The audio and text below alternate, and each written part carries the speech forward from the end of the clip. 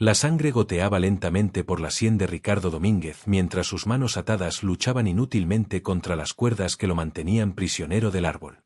El magnate inmobiliario más poderoso de toda Latinoamérica jamás imaginó que su imperio de cristal y acero terminaría reduciéndose a este momento, abandonado en la oscuridad del bosque, traicionado por quienes más confiaba, esperando una muerte que parecía inevitable.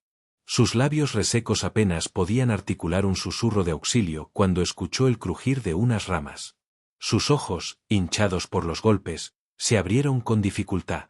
Entre las sombras nocturnas, una pequeña silueta se acercaba. Era un niño descalzo, con ropa rasgada y sucia, cargando una mochila desgastada. Sus ojos, sin embargo, brillaban con una determinación que contrastaba con su apariencia frágil. Ese encuentro cambiaría ambas vidas para siempre, demostrando que el verdadero valor de una persona no se mide en cuentas bancarias, sino en la nobleza de su corazón. ¿Desde qué ciudad nos estás viendo? Déjalo en los comentarios.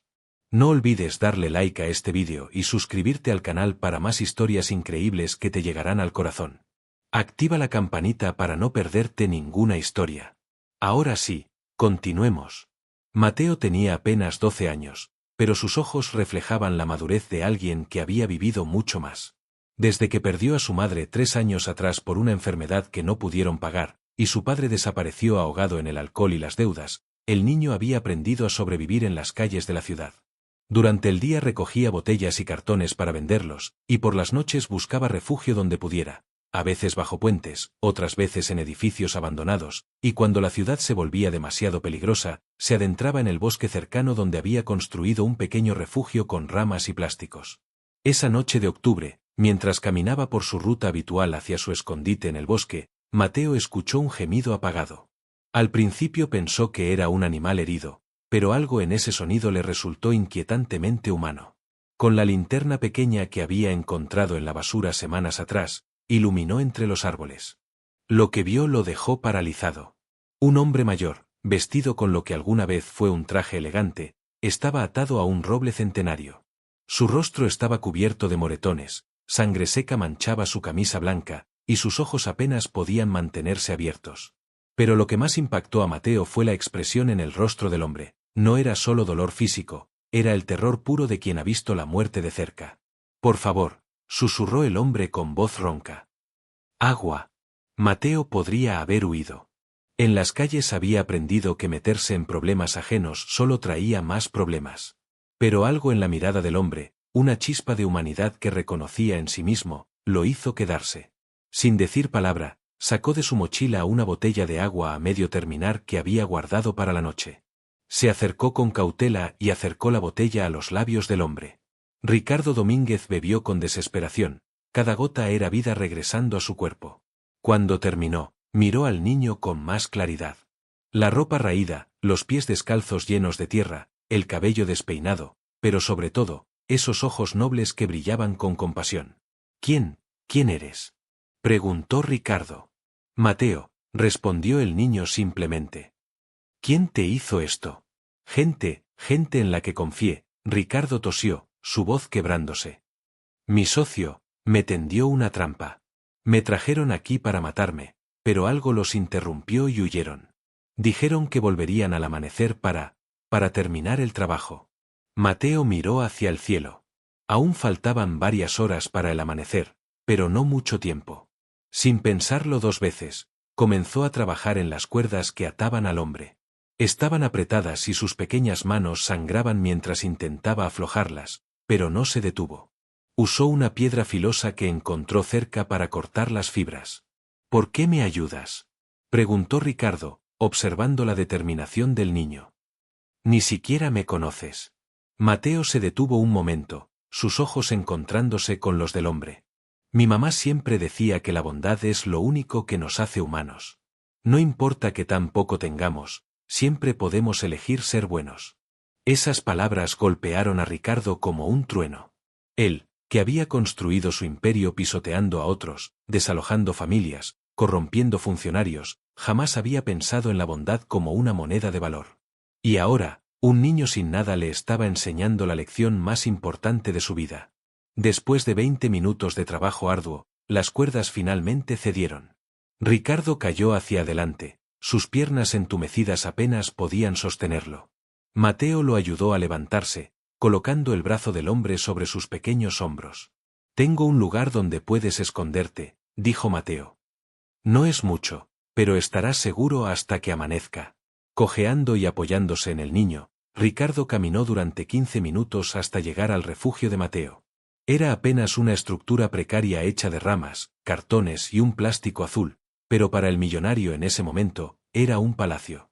Mateo ayudó a Ricardo a sentarse y le ofreció lo poco que tenía, medio pan duro que había guardado y más agua. El hombre comió en silencio, lágrimas corriendo por sus mejillas magulladas. No eran lágrimas de dolor físico, sino de algo mucho más profundo, vergüenza, gratitud y una revelación que estaba comenzando a formarse en su mente. «¿Dónde están tus padres, Mateo?», preguntó Ricardo después de un largo silencio. «Mi mamá murió. Mi papá, no sé dónde está», respondió el niño con una voz que intentaba sonar fuerte pero que traicionaba su vulnerabilidad. «Pero estoy bien. Sé cuidarme solo». Ricardo observó al niño bajo la tenue luz de la linterna. Las costillas que se marcaban bajo su camiseta rasgada, los pies agrietados y sucios, las manos pequeñas llenas de cicatrices y callos. Este niño no estaba bien. Nadie en esa situación estaba bien. Y sin embargo, había arriesgado su seguridad para salvar a un completo extraño. «¿Cuánto tiempo llevas viviendo así?», preguntó suavemente. 3 años, respondió Mateo encogiéndose de hombros, como si fuera lo más normal del mundo. «Al principio fue difícil, pero te acostumbras. Aprendes dónde encontrar comida, dónde está seguro dormir, cómo evitar a la gente mala». «¿Y la escuela?». La expresión de Mateo se oscureció. «Dejé de ir. No tenía ropa limpia, ni útiles, ni...». Su voz se apagó. Los otros niños se burlaban. Los maestros me miraban con lástima. Era más fácil simplemente no ir. Ricardo sintió que su corazón se partía. Este niño, inteligente, noble y valiente, estaba siendo desperdiciado por un sistema que él mismo había ayudado a crear con su codicia. ¿Cuántas veces había sobornado a funcionarios para reducir impuestos que podrían haber financiado programas sociales? ¿Cuántas veces había desalojado familias sin importarle a dónde irían? ¿Cuántos niños como Mateo había creado con sus acciones? «Mateo», dijo Ricardo, su voz firme a pesar del dolor, «te prometo algo. Si sobrevivo a esto, si logro salir de esta situación, voy a cambiar tu vida. Voy a compensarte por lo que has hecho por mí». Mateo sonrió tristemente. La gente rica siempre promete cosas. Pero cuando llega el momento, se olvidan de los que son como yo. «Yo no me olvidaré», Ricardo extendió su mano temblorosa. «Te doy mi palabra». El niño miró la mano ofrecida. Había aprendido a no confiar en las promesas, pero algo en los ojos de ese hombre le hizo creer. Estrechó su pequeña mano con la del millonario. Esa noche, mientras Ricardo dormitaba inquieto, adolorido y asustado, Mateo montó guardia. El niño se sentó en la entrada del refugio, vigilando las sombras del bosque, protegiendo al hombre que horas antes era un completo extraño. En su mente, no era una cuestión de recompensa o reconocimiento. Era simplemente lo correcto. Los primeros rayos del amanecer comenzaron a filtrar entre las copas de los árboles. Ricardo despertó con un sobresalto, el dolor punzante en sus costillas recordándole inmediatamente dónde estaba. Mateo seguía en la entrada, sus ojos pequeños luchando contra el sueño pero manteniéndose alerta. «Tenemos que movernos», dijo el niño. «Dijiste que volverían al amanecer. Si van al árbol y no te encuentran, comenzarán a buscar por toda la zona». Ricardo asintió, intentando ponerse de pie. Cada movimiento era una agonía, pero sabía que el niño tenía razón. Con la ayuda de Mateo, logró levantarse. El millonario se apoyó en un palo que el niño había encontrado para usarlo como bastón. «¿Conoces una salida del bosque que no sea por donde entraron?», preguntó Ricardo. «Sí, hay un camino que lleva a la carretera principal, pero es largo. Te tomará horas en tu condición. No tenemos opción». Comenzaron a caminar. Mateo guiaba, deteniéndose frecuentemente para ayudar a Ricardo cuando tropezaba o necesitaba descansar. El hombre mayor quedó impresionado por el conocimiento del niño sobre el bosque. Sabía que plantas eran comestibles, dónde encontrar agua limpia en pequeños arroyos, cómo leer las marcas en los árboles para orientarse. ¿Quién te enseñó todo esto? Preguntó Ricardo durante uno de sus descansos. Nadie, respondió Mateo. Lo aprendí solo. Cuando vives en la calle, aprendes rápido o no sobrevives. Habían caminado durante casi 2 horas cuando escucharon voces a lo lejos. Mateo inmediatamente empujó a Ricardo detrás de unos arbustos densos, tapándole la boca con su pequeña mano. A través de las hojas podían ver a 3 hombres con trajes caros pero manchados de tierra, buscando entre los árboles con expresiones de frustración y furia. «Tiene que estar por aquí», gritaba uno de ellos. «Un hombre en su condición no puede haber ido muy lejos. Tal vez se lo llevaron los animales», sugirió otro. «O tal vez alguien lo encontró», dijo el tercero, y Ricardo reconoció esa voz. Era Julio Méndez, su socio de toda la vida, el hombre en quien más había confiado, quien ahora ordenaba su muerte. «Revisen cada centímetro de este maldito bosque», ordenó Julio. «Si está vivo y llega a la policía, todos iremos a prisión. Y si está muerto, necesito ver el cuerpo». Los hombres se dispersaron, acercándose peligrosamente al escondite de Ricardo y Mateo. El niño pensó rápidamente.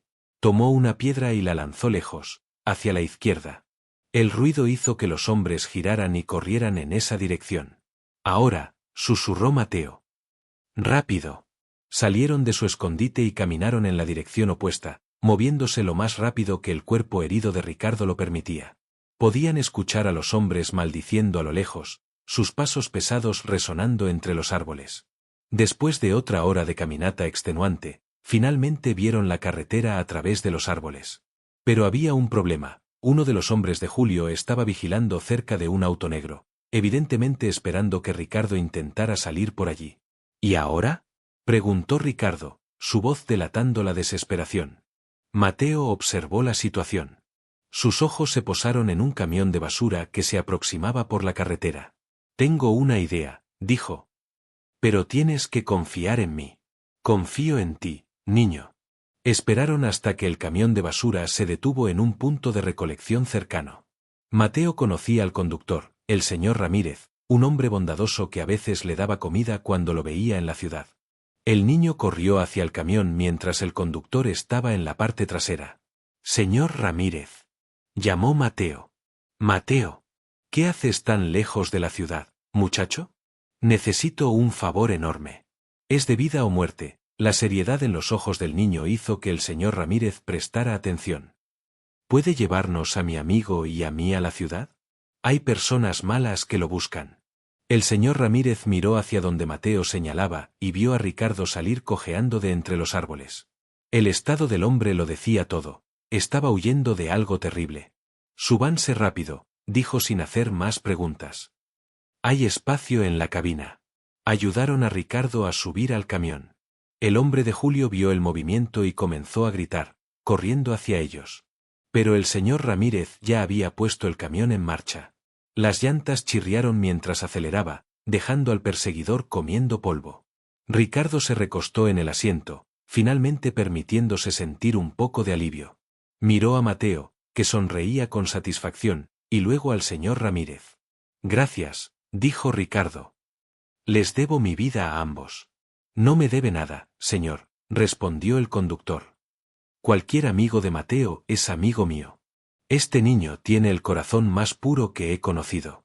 Durante el viaje de regreso a la ciudad, Ricardo le explicó al señor Ramírez quién era. El conductor casi se sale de la carretera del impacto. «¿Usted es Ricardo Domínguez? ¿El magnate inmobiliario?» «El mismo.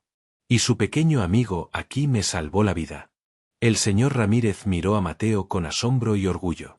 El niño simplemente se encogió de hombros, como si salvar la vida de un millonario fuera algo que hacía todos los días. «¿A dónde quiere que lo lleve, señor Domínguez?», preguntó el conductor. «A la comisaría central.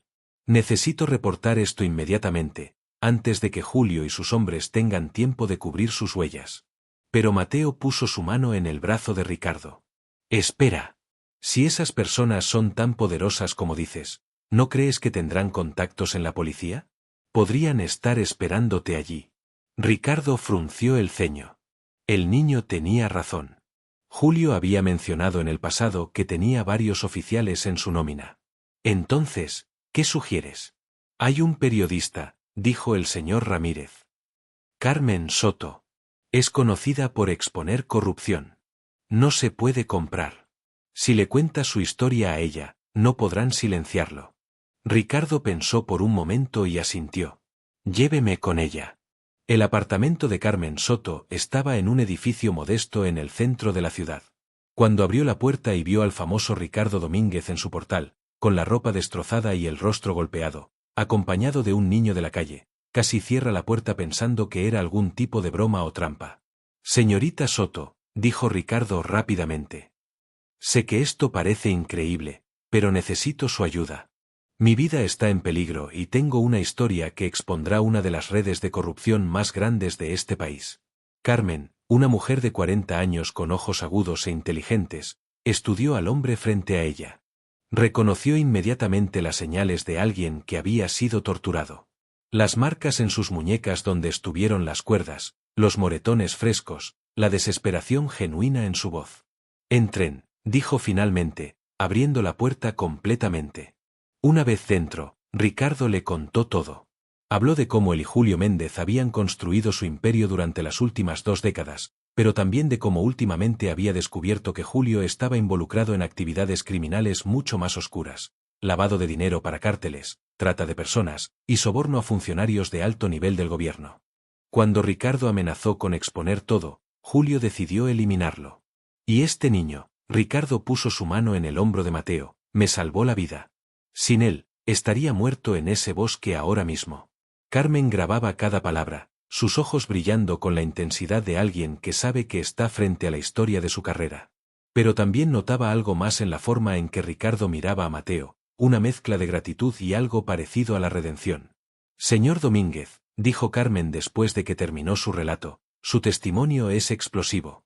Pero necesitaremos evidencia para respaldarlo. Julio Méndez tiene abogados poderosos y conexiones políticas. Su palabra sola no será suficiente.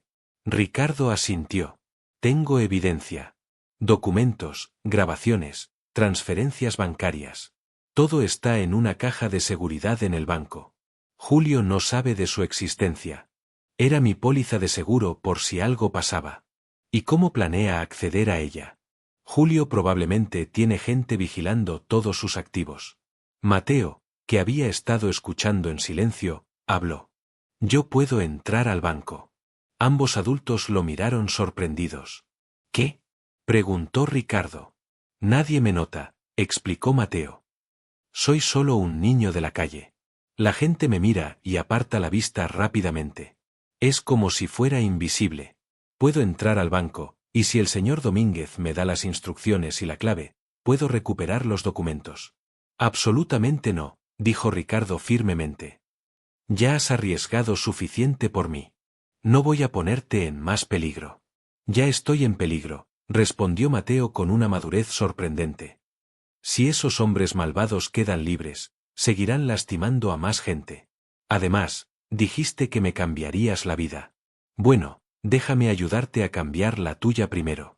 Ricardo miró a Carmen, quien se encogió de hombros. El niño tiene un punto. Y honestamente, es el plan menos riesgoso que hemos considerado. Después de mucho debate, Ricardo finalmente cedió. Le dio a Mateo instrucciones detalladas, el número de la caja de seguridad, la clave, donde estaba ubicada exactamente en el banco. También le dio su anillo de sello familiar, que serviría como identificación adicional. Pero Mateo, dijo Ricardo, arrodillándose para estar a la altura del niño, ignorando el dolor en sus costillas, si ves cualquier cosa sospechosa, cualquier cosa que te haga sentir inseguro, sal de inmediato. Los documentos no valen tu vida. ¿Entendido? Mateo asintió solemnemente.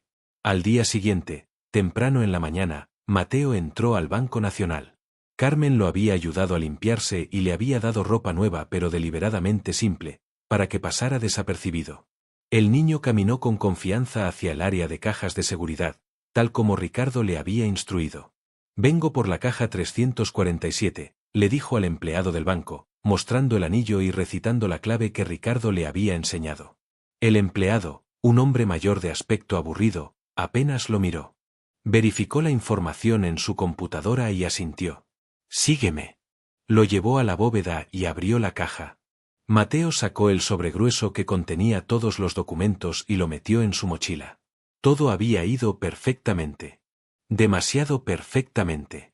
Cuando salió de la bóveda, vio a dos hombres en trajes caros cerca de la entrada.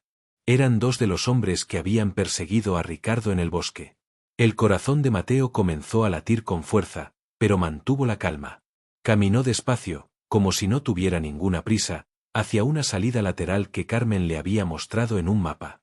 Uno de los hombres lo vio. Sus ojos se estrecharon.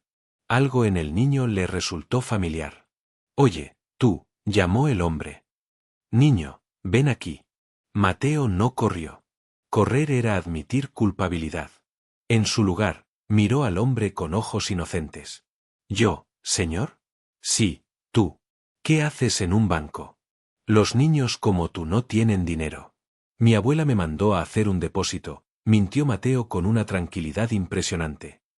«Vende tamales y quería guardar su dinero». El hombre lo estudió por un largo momento. Mateo sostuvo su mirada, rezando internamente para que no notara la mochila que colgaba de su hombro. Finalmente, el hombre desestimó al niño con un gesto de mano. «Vete». Mateo salió del banco con pasos medidos. Solo cuando dobló la esquina y estuvo fuera de vista, comenzó a correr.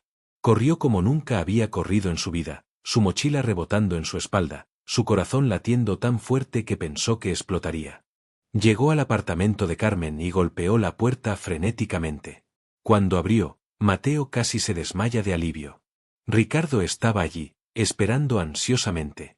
«¿Lo conseguiste?», preguntó Ricardo. Mateo sacó el sobre de su mochila y se lo entregó.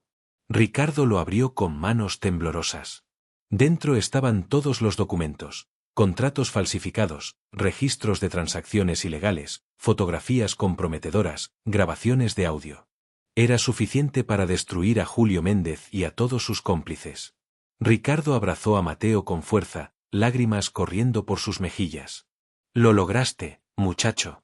Lo lograste». Carmen ya estaba al teléfono, llamando a su editor, organizando una reunión de emergencia.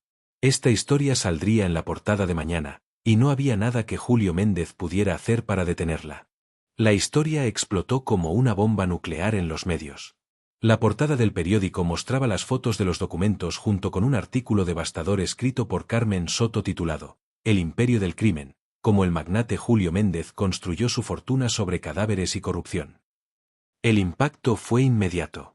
En cuestión de horas, la Policía Federal, sin conexión con los oficiales corruptos locales, arrestó a Julio Méndez en su mansión. Las imágenes del siendo sacado esposado aparecieron en todos los canales de noticias. Sus activos fueron congelados. Más de 20 funcionarios públicos renunciaron antes de ser arrestados. Era el escándalo del siglo. Pero la historia que realmente capturó el corazón del público no fue la de la corrupción, sino la del niño sin techo que salvó al millonario. Carmen había incluido ese relato en su artículo, y la imagen de Mateo con su ropa raída junto a Ricardo Domínguez se volvió viral en redes sociales. La gente se congregó fuera del apartamento de Carmen, donde Ricardo y Mateo se habían estado quedando por seguridad. Traían comida, ropa, juguetes para el niño. Las donaciones comenzaron a fluir. Programas de entrevistas de todo el continente los invitaban. Pero Ricardo rechazó todas las ofertas. «No vamos a convertir esto en un circo mediático», le dijo a Carmen. «Mateo no es un espectáculo. Es un héroe, pero más que eso, es un niño que merece una vida normal». En privado, Ricardo había estado trabajando con abogados en algo que había mantenido en secreto. Una tarde, una semana después de que la historia saliera a la luz, reunió a Mateo en la sala del apartamento. «Mateo, tengo algo importante que preguntarte», comenzó Ricardo, claramente nervioso. «Durante esta semana, he estado pensando mucho sobre mi vida, sobre las decisiones que he tomado, sobre el tipo de hombre que he sido». El niño escuchaba atentamente, sin comprender completamente a dónde iba esto. «He sido un hombre rico durante mucho tiempo», continuó Ricardo, «pero nunca había sido un hombre completo. Construí edificios pero destruí familias. Acumulé dinero pero perdí mi humanidad. Hasta que tú me encontraste en ese bosque y me mostraste lo que realmente significa ser noble». Ricardo se arrodilló frente a Mateo, sus ojos húmedos. «No tengo familia, Mateo. Mi esposa murió hace años y nunca tuvimos hijos. He vivido solo en mi mundo de negocios y ambición. Pero cuando te conocí, cuando vi tu bondad y tu coraje, sentí algo que no había sentido en décadas: esperanza. Sacó unos papeles de su chaqueta. Estos son documentos de adopción. He hablado con trabajadores sociales, con jueces, con todos los que necesitaba. Y todos están de acuerdo en que esto es lo mejor para ti. Mateo, su voz se quebró. ¿Me permitiría ser tu padre? ¿Me darías la oportunidad de cuidarte, protegerte, amarte como mereces? Mateo se quedó congelado. En 3 años viviendo en las calles, había soñado con este momento miles de veces. Una familia. Un hogar. Alguien que lo amara. Pero había aprendido a no soñar demasiado, porque cada sueño roto dolía más que el anterior. ¿Hablas en serio?, preguntó con voz temblorosa. ¿No te vas a cansar de mí? ¿No me vas a dejar como mi papá? Jamás. Ricardo tomó las manos pequeñas del niño entre las suyas. Te lo prometo con cada fibra de mi ser. Eres el hijo que siempre quise pero nunca supe que necesitaba. Me salvaste la vida, Mateo, pero más que eso, me salvaste el alma. Las lágrimas comenzaron a correr por las mejillas de Mateo. Todas las emociones que había reprimido durante años, toda la soledad, el miedo, el dolor, salieron en un llanto desgarrador. Se lanzó a los brazos de Ricardo, abrazándolo con toda su fuerza. Sí, sollozó. Sí, quiero ser tu hijo. Carmen, que había estado observando desde la puerta, no pudo contener sus propias lágrimas. Tomó fotografías del momento, sabiendo que esta imagen representaba algo hermoso: la redención, el amor y la esperanza. Las siguientes semanas fueron un torbellino de trámites legales. Los servicios sociales investigaron exhaustivamente a Ricardo, pero todos los informes fueron positivos. El juez, conmovido por la historia, aceleró el proceso. 2 meses después de ese día en el bosque, Ricardo Domínguez oficialmente adoptó a Mateo. La ceremonia de adopción fue pequeña pero profundamente emotiva. El señor Ramírez estaba allí, junto con Carmen y varios de los amigos de la calle de Mateo, a quienes Ricardo había invitado personalmente. Cuando el juez declaró oficial la adopción, no había un ojo seco en la sala. La mansión de Ricardo Domínguez había estado vacía durante años, pero ahora cobraba vida de una manera que nunca había experimentado. Mateo al principio se sentía abrumado por el lujo. La primera noche en su nueva casa, no podía dormir en la cama king size de su habitación. Ricardo lo encontró a las 3 de la mañana durmiendo en el piso, acurrucado en una esquina con una manta. «¿Mateo? ¿Qué haces ahí?», preguntó Ricardo con preocupación. El niño se despertó sobresaltado, con miedo en sus ojos. Lo siento. La cama es demasiado grande. Me siento extraño. Como si no perteneciera aquí». Ricardo se sentó en el suelo junto a él. «Entiendo. El cambio es difícil. Pero quiero que sepas algo, hijo». La palabra hijo todavía sonaba nueva pero maravillosa en sus labios. «Este es tu hogar ahora. No tienes que actuar de cierta manera o ser alguien que no eres. Puedes dormir en el piso si eso te hace sentir seguro. Puedes comer con las manos si quieres. Puedes ser exactamente quien eres». «¿No te avergüenzas de mí?», preguntó Mateo con voz pequeña. «Tus amigos ricos deben pensar que soy raro». «Mis amigos ricos son quienes deberían avergonzarse», respondió Ricardo firmemente. «Tú tienes más dignidad y nobleza en tu dedo meñique que la mayoría de ellos en todo su ser. Y si alguien te hace sentir menos, no merece estar en nuestras vidas». Gradualmente, Mateo comenzó a adaptarse. Ricardo contrató a una tutora privada, la señora Elena, una maestra jubilada con infinita paciencia, para ayudar a Mateo a ponerse al día en sus estudios. El niño había perdido 3 años de educación, pero demostró ser extraordinariamente inteligente y ávido por aprender. «Es notable», le dijo la señora Elena a Ricardo después de un mes. «Mateo tiene una capacidad de comprensión que rara vez veo. Lee con voracidad, hace preguntas profundas, y retiene todo como una esponja. Con el apoyo adecuado, este niño puede lograr cualquier cosa». Pero no todo era fácil. Mateo tenía pesadillas frecuentes sobre sus años en la calle. Despertaba gritando, reviviendo noches en las que fue atacado por adultos crueles, o días en los que pasó hambre hasta el punto del desmayo. Ricardo siempre estaba allí, corriendo a su habitación, sosteniéndolo hasta que las lágrimas cesaran. Nunca más, le susurraba Ricardo. Nunca más estarás solo. Nunca más tendrás que temer. Estoy aquí, y siempre estaré aquí. Ricardo también tuvo que enfrentar sus propios demonios. Durante el juicio de Julio Méndez, que se extendió por meses, salieron a la luz todos los detalles oscuros del imperio que habían construido juntos. Aunque Ricardo había dado evidencia contra Julio y cooperado completamente con las autoridades, no podía escapar de su propia culpabilidad. Fui parte de todo eso, le confesó una noche a Carmen, quien se había vuelto una amiga cercana. Desalojé familias. Soborné funcionarios. Cerré los ojos ante actividades ilegales porque me hacían más rico.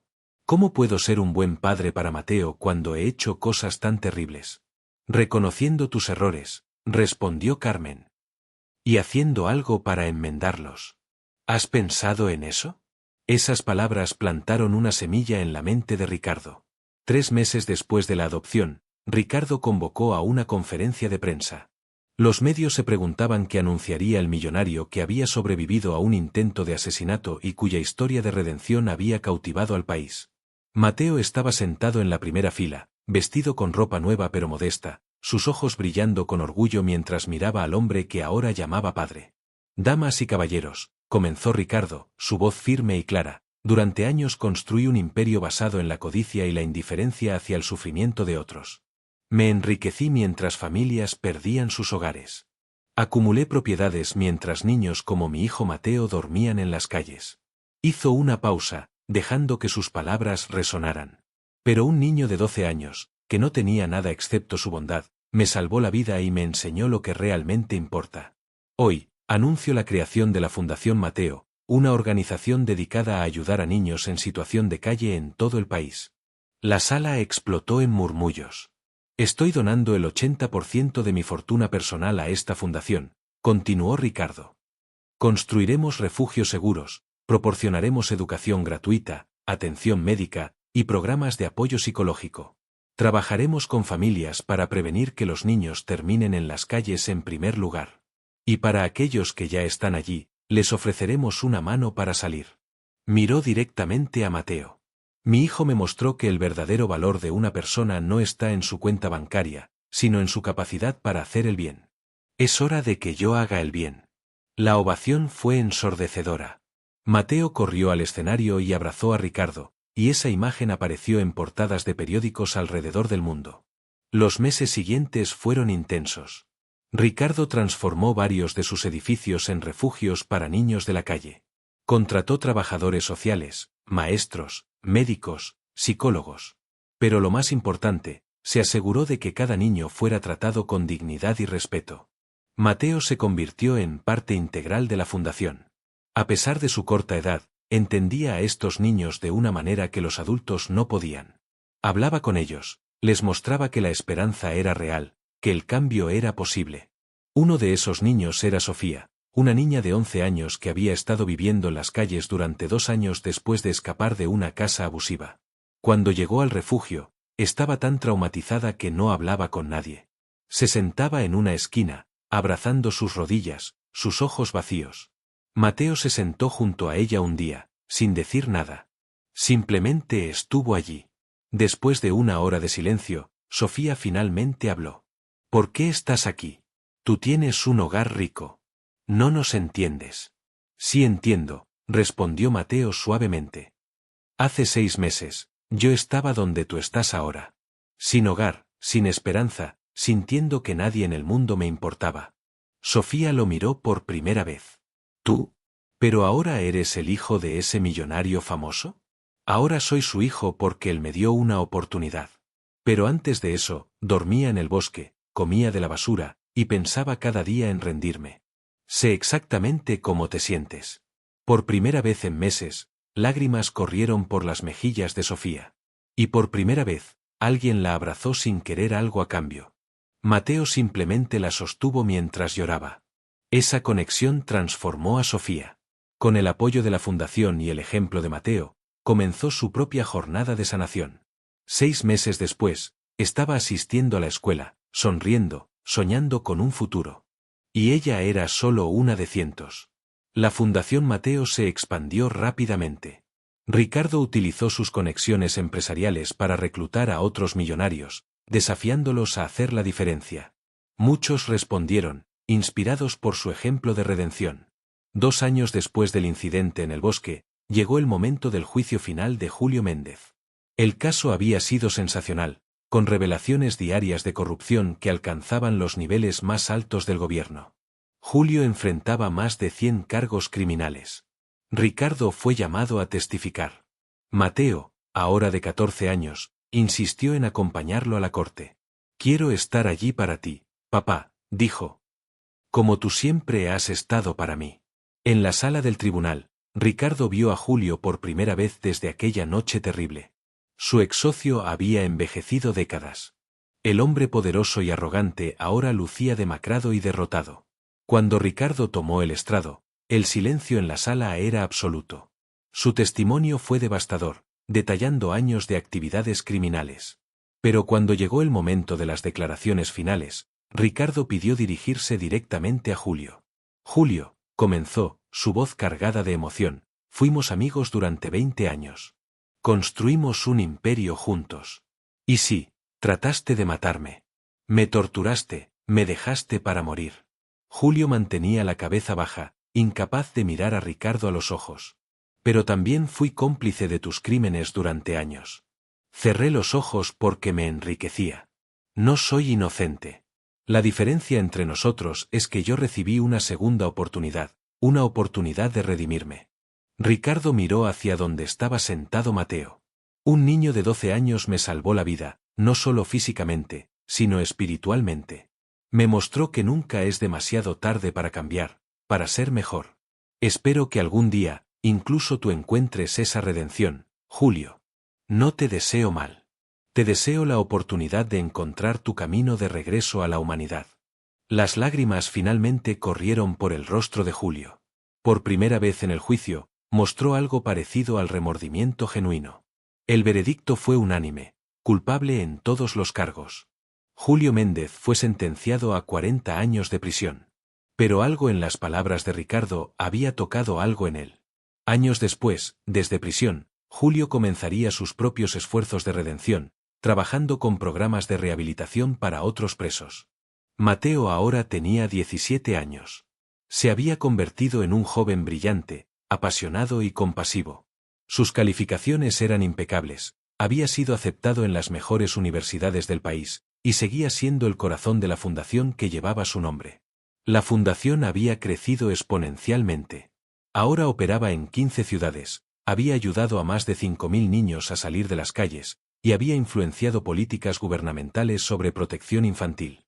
Pero lo más importante para Mateo no eran los números, sino las historias individuales. Como la de Sofía, quien ahora tenía 16 años y era una de las estudiantes más destacadas de su escuela, soñando con ser trabajadora social para ayudar a otros como ella. O la de Carlos, un niño que había sido rescatado del tráfico infantil y ahora era un talentoso artista cuyas pinturas se exhibían en galerías. Una tarde, Mateo y Ricardo estaban en el jardín de su casa, el mismo lugar donde habían plantado un árbol 5 años atrás para conmemorar el día de la adopción. El árbol había crecido fuerte y alto, sus ramas extendiéndose hacia el cielo. «Papá», dijo Mateo, usando la palabra que ahora le salía tan naturalmente, «¿alguna vez te arrepientes de haberme adoptado? ¿De cómo cambió tu vida completamente?» Ricardo miró a su hijo con asombro. «Mateo, tú no cambiaste mi vida. Me diste una vida. Antes de conocerte, yo no estaba vivo, solo existía. Acumulaba dinero, construía edificios, pero estaba vacío por dentro. Tú me enseñaste a sentir, a amar, a importarme por algo más grande que yo mismo». Se volvió para mirar directamente a Mateo. «Cuando te encontré atado a ese árbol, pensé que eras mi salvador. Y lo eras. Pero no de la manera que imaginaba. No solo salvaste mi vida física. Salvaste mi alma. Me diste propósito. Me diste amor. Me diste la oportunidad de ser el hombre que siempre debí ser». Mateo sonrió, sus ojos brillando con lágrimas de felicidad. «Sabes, hay algo que nunca te he dicho», confesó Mateo. «Esa noche en el bosque, cuando te encontré, yo estaba en mi punto más bajo. Había decidido que esa sería mi última noche. Estaba cansado de luchar, de sobrevivir. Iba a adentrarme en el bosque y simplemente, dejarlo todo. Ricardo sintió que se le cortaba la respiración. Pero entonces te escuché, continuó Mateo.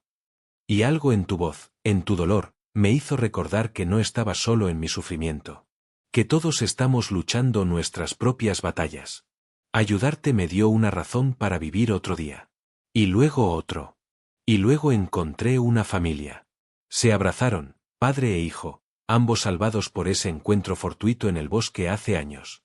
Entonces nos salvamos mutuamente, dijo Ricardo, su voz llena de emoción. Sí, asintió Mateo. Nos salvamos mutuamente. 10 años después del rescate en el bosque, Mateo, ahora de 22 años, estaba dando un discurso de graduación en la universidad. Había estudiado trabajo social y psicología, y había creado programas innovadores para ayudar a niños en situación de vulnerabilidad. Ricardo, ahora con más canas pero con ojos que brillaban con vida y propósito, estaba sentado en la primera fila, su pecho hinchado de orgullo. Cuando tenía 12 años, comenzó Mateo su discurso, vivía en las calles. No tenía futuro, no tenía esperanza. Estadísticamente, no debería estar aquí hoy.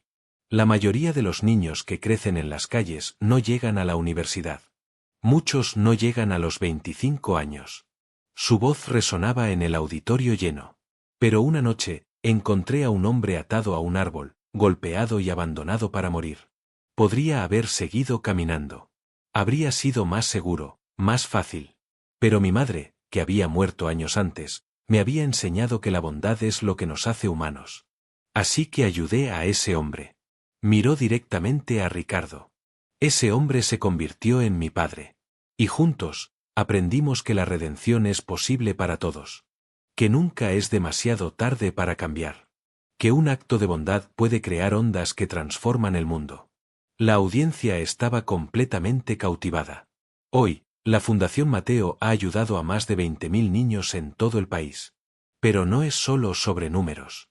Es sobre vidas individuales, sobre darle a cada niño lo que yo recibí, una oportunidad, esperanza, amor. Su voz se volvió más apasionada. A todos los que están escuchando esto, ya sea que tengan millones como mi padre o solo tengan su tiempo y compasión, pueden hacer la diferencia. Un acto de bondad, por pequeño que sea, puede salvar una vida. Puede cambiar el mundo. Yo soy la prueba viviente de eso. Así que les dejo con este desafío. Encuentren su árbol en el bosque. Encuentren a alguien que necesite ayuda y extiéndanle la mano. No por reconocimiento, no por recompensa, sino simplemente porque es lo correcto. Porque en el proceso de salvar a otros, nos salvamos a nosotros mismos. La ovación fue ensordecedora. Ricardo no podía contener las lágrimas mientras se ponía de pie aplaudiendo a su hijo. Después de la ceremonia, mientras caminaban juntos por el campus, Ricardo puso su brazo sobre los hombros de Mateo. Tu madre estaría tan orgullosa de ti, dijo. Las dos madres, corrigió Mateo con una sonrisa. Mi mamá biológica que me enseñó sobre bondad, y la memoria de tu esposa que me has compartido, quien te enseñó sobre amor. Ambas estarían orgullosas, acordó Ricardo. Mientras el sol se ponía, padre e hijo caminaban juntos, sus sombras alargándose detrás de ellos. Habían recorrido un largo camino desde aquella noche terrible en el bosque. Habían enfrentado sus demonios, sanado sus heridas, y construido algo hermoso de las cenizas de sus tragedias. La historia del niño sin techo que salvó al millonario se convirtió en leyenda. Se contaba en escuelas, se escribían libros sobre ella, se hacían películas. Pero para Mateo y Ricardo, nunca fue sobre la fama o el reconocimiento. Fue sobre dos almas rotas que se encontraron en el momento justo, cuando ambos más lo necesitaban. Fue sobre la bondad triunfando sobre la codicia, el amor venciendo al abandono, la esperanza superando a la desesperación. Y cada año, en el aniversario de aquella noche, padre e hijo volvían a ese bosque. Visitaban el árbol donde todo comenzó. Ahora había una placa allí que decía, aquí, la bondad de un niño salvó a un hombre. Y ese hombre aprendió que el verdadero valor no se mide en riquezas, sino en amor. Permanecían allí en silencio, recordando, agradeciendo, renovando su compromiso de seguir haciendo la diferencia.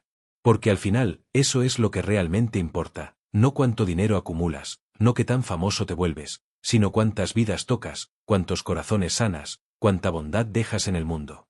Mateo había salvado a Ricardo de la muerte. Ricardo había salvado a Mateo de la desesperanza. Y juntos, salvaban a miles más cada día. Si esta historia te llegó al corazón, compártela con alguien que necesite recordar que siempre hay esperanza, que la bondad siempre vale la pena, y que nunca es demasiado tarde para cambiar tu vida o la vida de alguien más. Déjanos en los comentarios, ¿cuál fue tu parte favorita de esta historia? Y no olvides suscribirte para más historias inspiradoras.